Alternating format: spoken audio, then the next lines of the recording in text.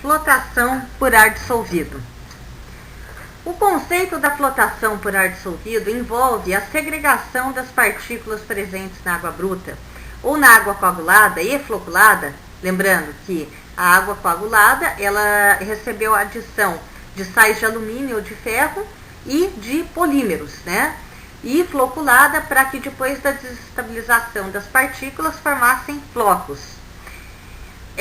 Só que na flotação, a separação dessas partículas vai ocorrer por meio da admissão de bolhas de ar, que ao aderirem à superfície das partículas vão elevar o empuxo e vão ocasionar o quê? A ascensão dessas partículas, ou seja, vai levar para cima da unidade de flotação. Na flotação por ar dissolvido são produzidas bolhas através da redução de pressão de um fluxo de água saturado com ar. Quais são as principais categorias de flotação por ar dissolvido? São 3. Flotação a vácuo, microflotação e flotação pressurizada. Essa última, o ar é dissolvido na água sob pressão, por meio de uma pressurização, que pode ser parcial do afluente ou total do afluente, ou ainda uma pressurização da recirculação, conforme nós veremos adiante nessa aula. Em casos em que a água bruta possui uma grande quantidade de algas e cor verdadeira muito grande, não é interessante o uso de unidades de flotação e de filtração funcionando em conjunto, e sim completamente independentes. Nós vamos ver na figura 2 no slide a seguir como que é uma unidade de flotofiltração, quando elas funcionam em conjunto. Quando essas unidades de flotação e filtração são na mesma unidade, ou seja, flotofiltração, a repartição da água pressurizada de recirculação ela é feita em uma câmara prévia ao filtro. Veja, iremos ver também na figura 2. Por enquanto, vamos nos ater a essa figura 1, que é a representação esquemática de uma instalação convencional de flotação de acordo com de Bernard e Dantas 2005. A água coagulada, ela adentra a unidade de floculação, em que o gradiente de velocidade é menor, e aí ela vai para a unidade de flotação. Nessa unidade de flotação, há uma mistura da água de recirculação. Da onde que ela veio? Ela veio da câmara de pressurização, em que o ar pressurizado ele é misturado com essa vazão de recirculação. E aí ela recircula até a câmara de flotação. Bom, aí há a formação de bolhas, né?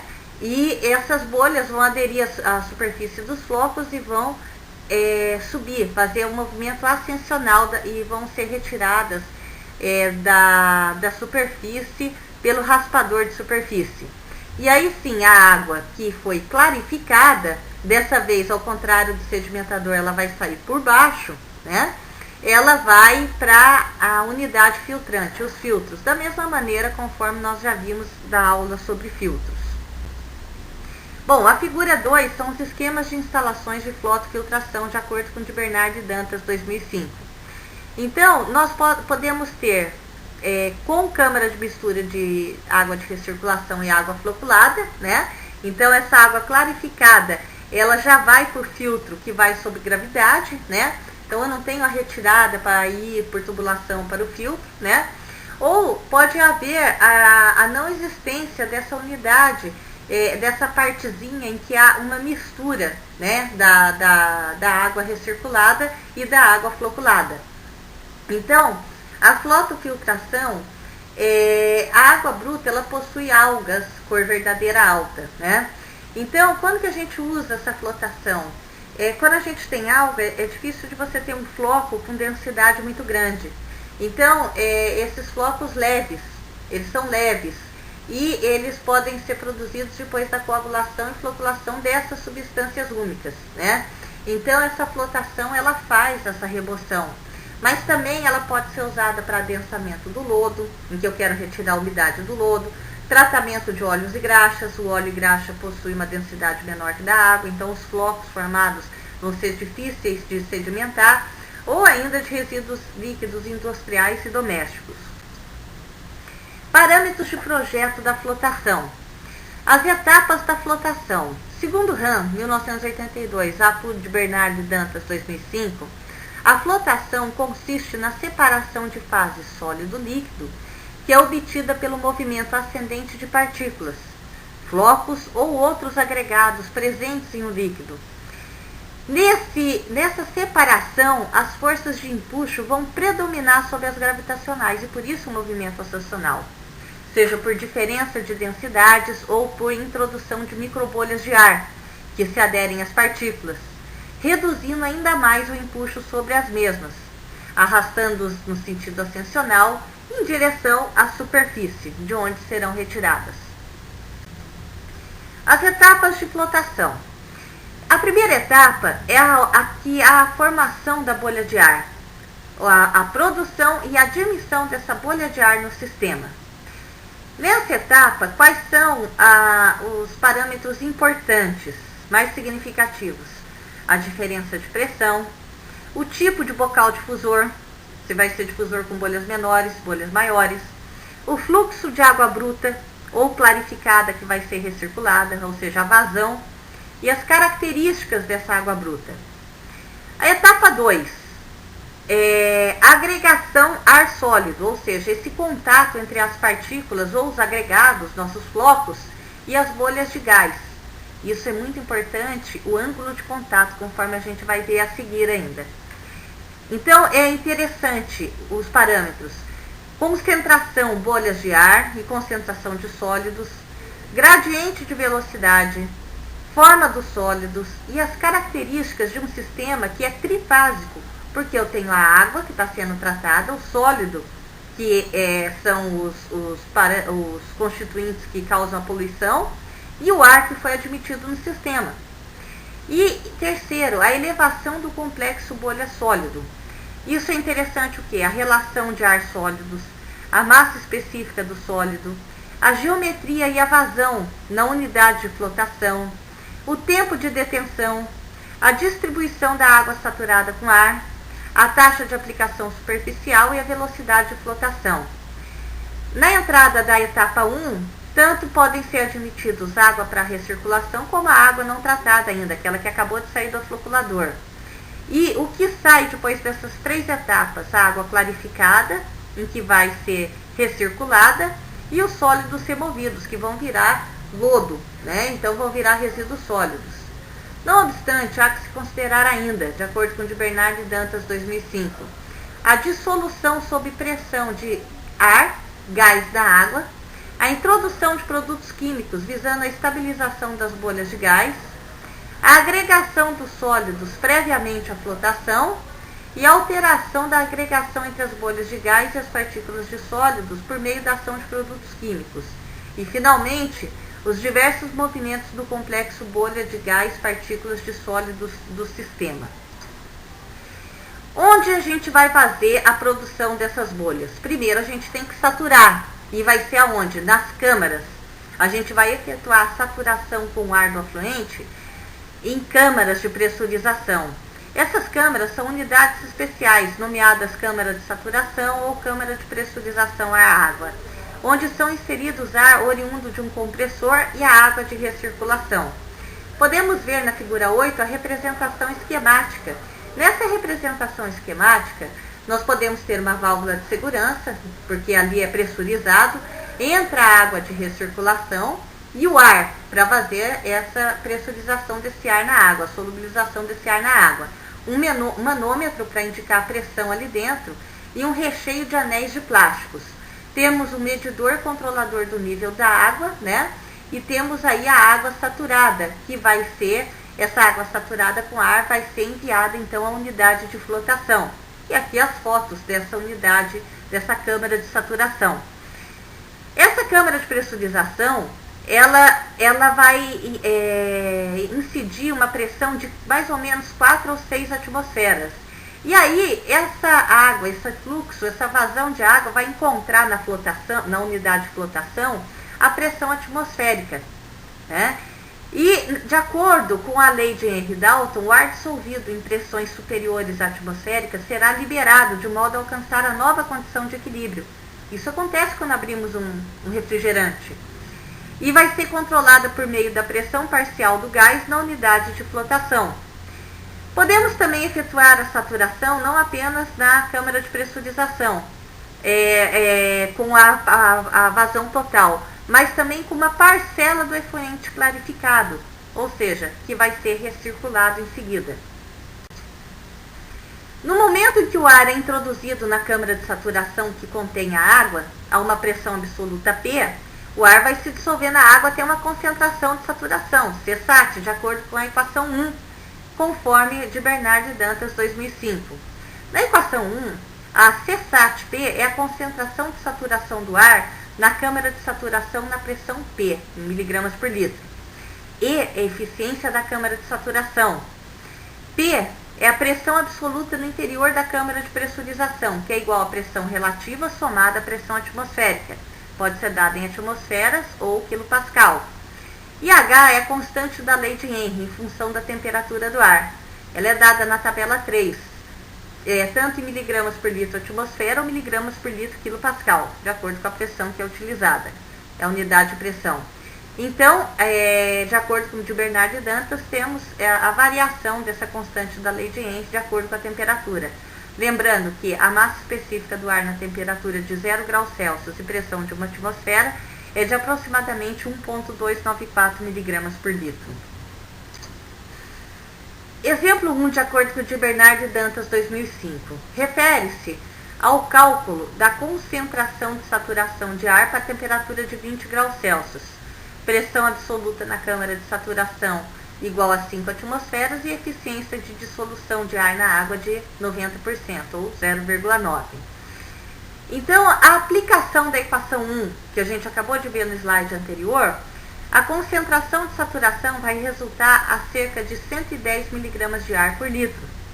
Aí, a pressão atmosférica em um local qualquer pode ser estimada a partir da expressão 2, em que é 13,6 vezes 760 menos 0,081 vezes Z. Quem é Z?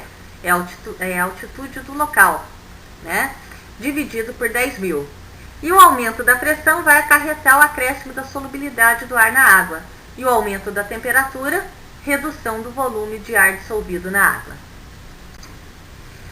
A câmara de saturação e produção de bolhas ainda. Como é que eu vou especificar esse compressor? A diferença entre as massas específicas do ar saturado, né? Então, a gente tem ali a tabela 3 e tabela 4 aqui.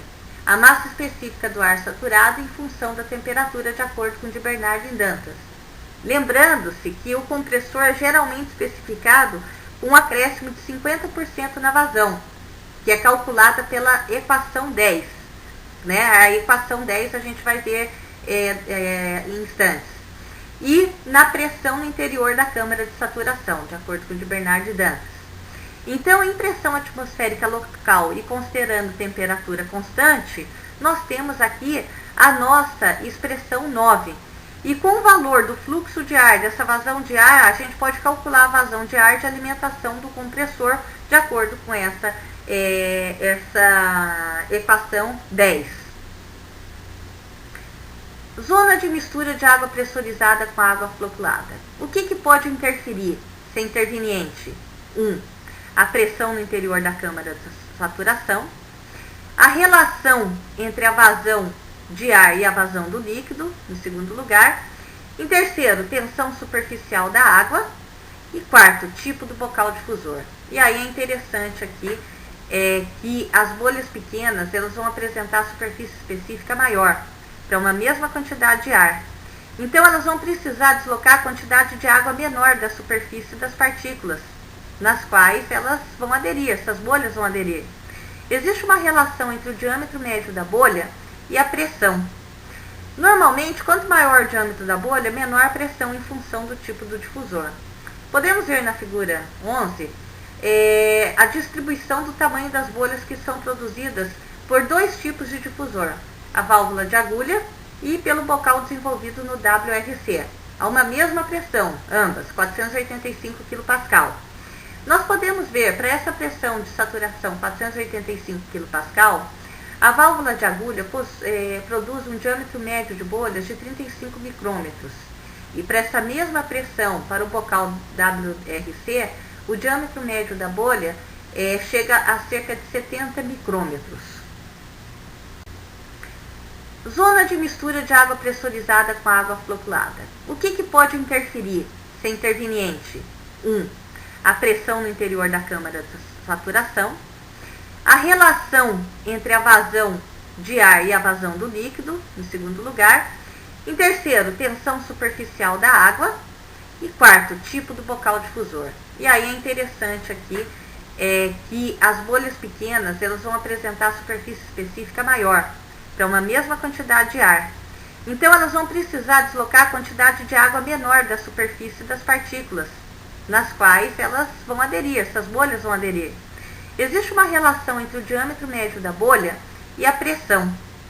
Normalmente, quanto maior o diâmetro da bolha, menor a pressão em função do tipo do difusor.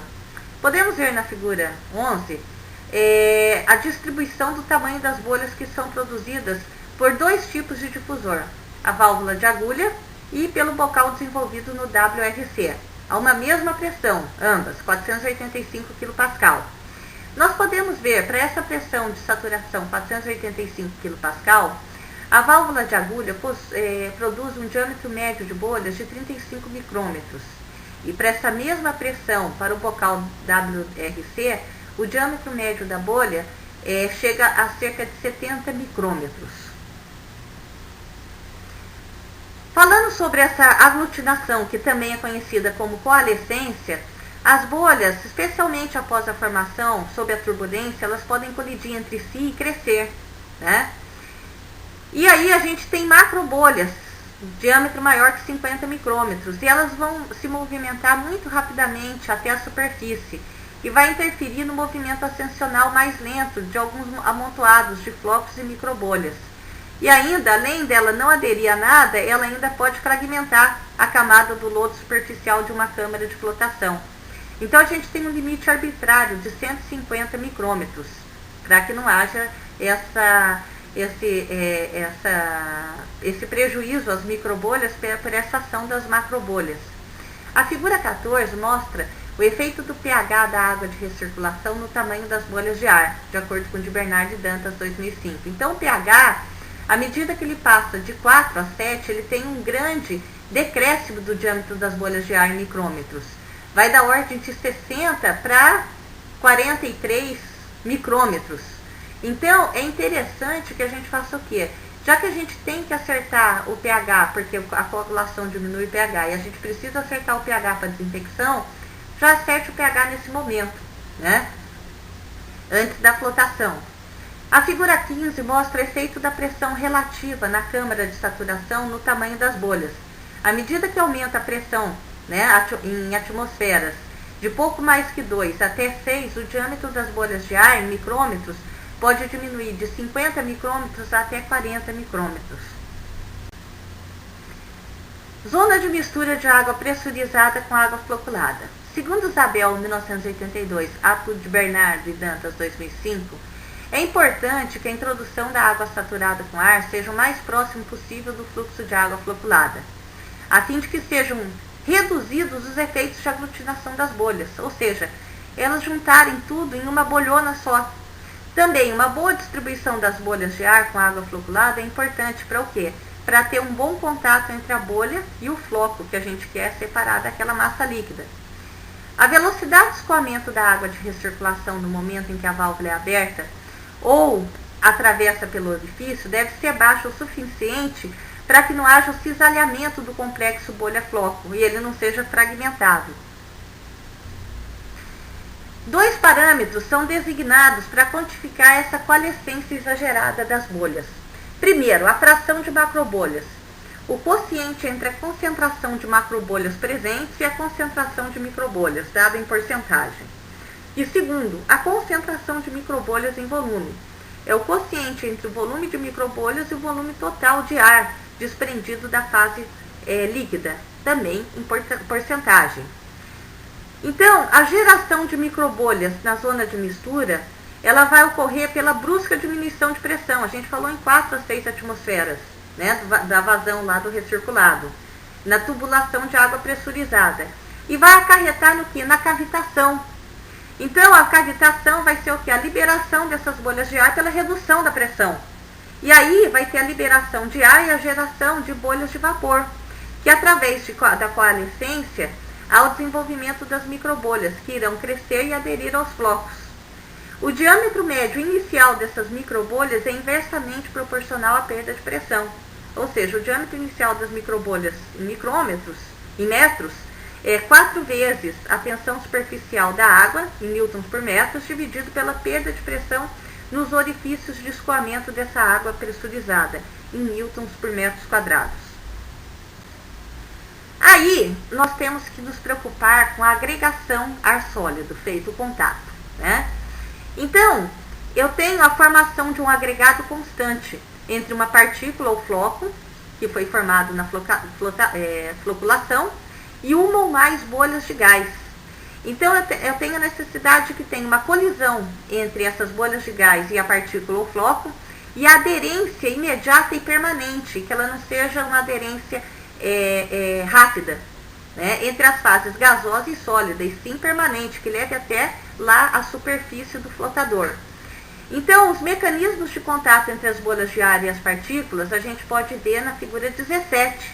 Então, eu tenho partícula sólida e a bolha de ar ascendente, né? Então, eu vou ter uma colisão de bolha de ar ascendente com as partículas e vai ter a formação de um ângulo de contato.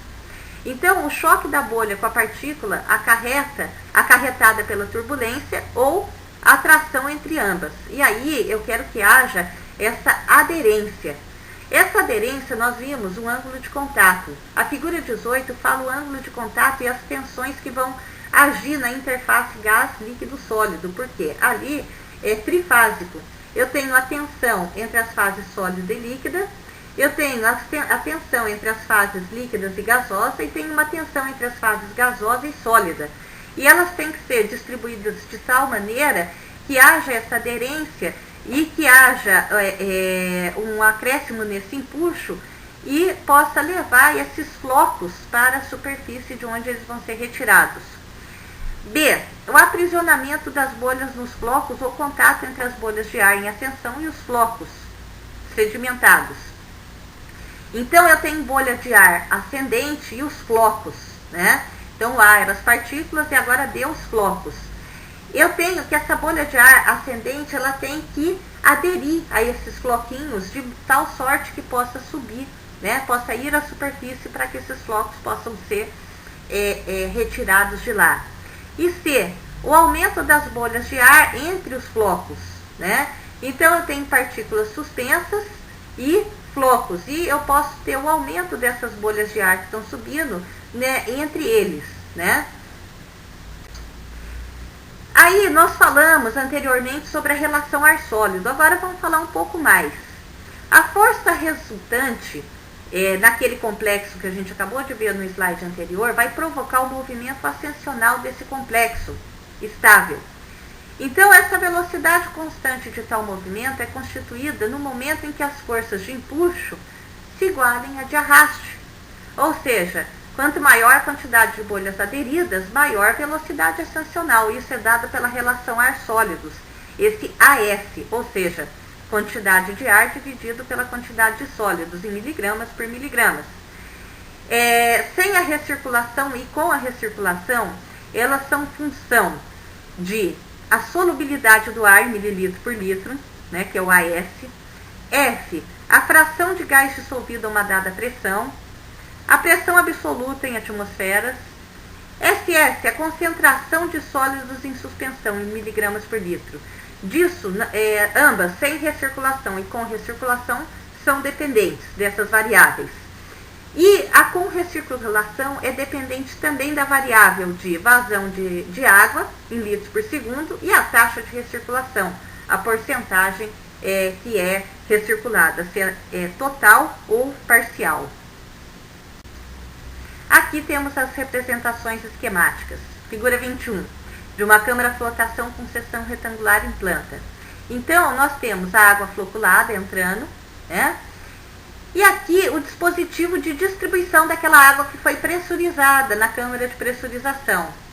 Então, ela vai se misturar com essa água floculada e vai formar os complexos as bolhas que vão formar o complexo ar-floco, né, naquele sistema trifásico.